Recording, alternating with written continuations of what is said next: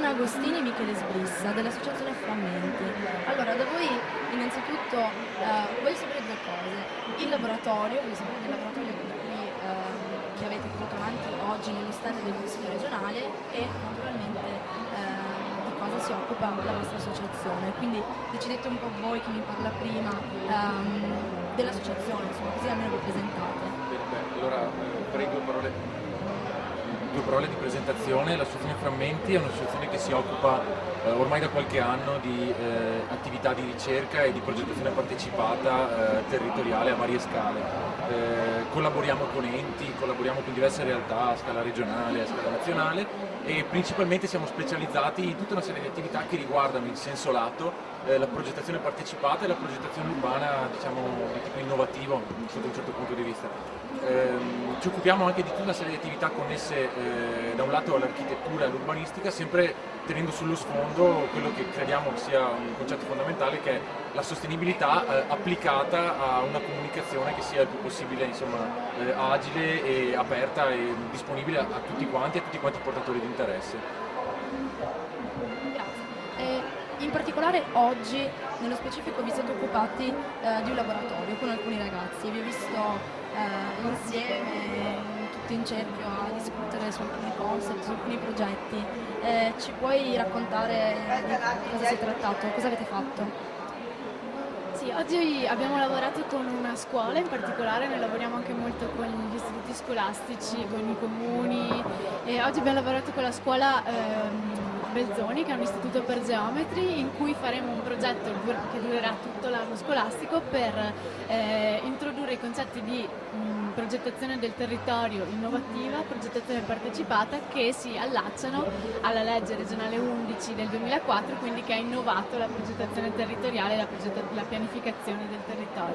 Con i ragazzi abbiamo cominciato a introdurre proprio questi concetti oggi, sostenibilità, partecipazione, e l'abbiamo fatto applicandolo al loro stesso progetto, quindi con loro abbiamo cominciato a analizzare le parti del progetto che cominceranno dalla settimana prossima in poi e programmarle con loro, una progettazione partecipata del percorso.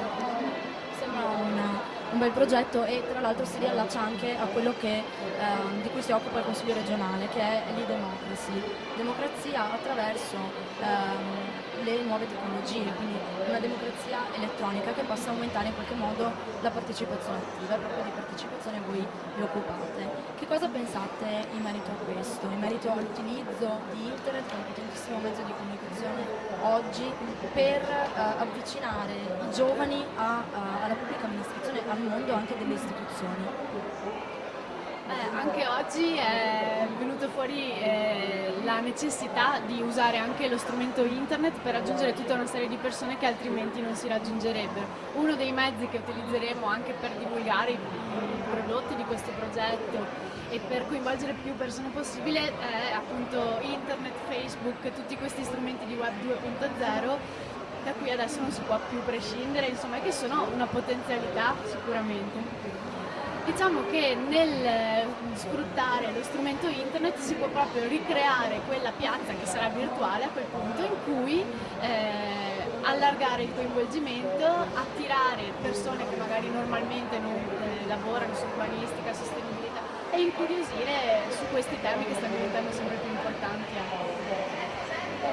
Sì, volevo aggiungere una domanda, poi mi dici il tuo pensiero anche in questo senso, proprio su una questione tecnica, perché ho parlato con una professoressa del Belzoni oggi pomeriggio che mi ha spiegato che si possono produrre con un programma particolare, di cui non ricordo il nome, alcuni tour virtuali degli spazi, e che questa è una cosa proprio da cui non si può più prescindere per presentare i progetti, e sto parlando a livello, diciamo, aziendale, magari più. Di che cosa si tratta?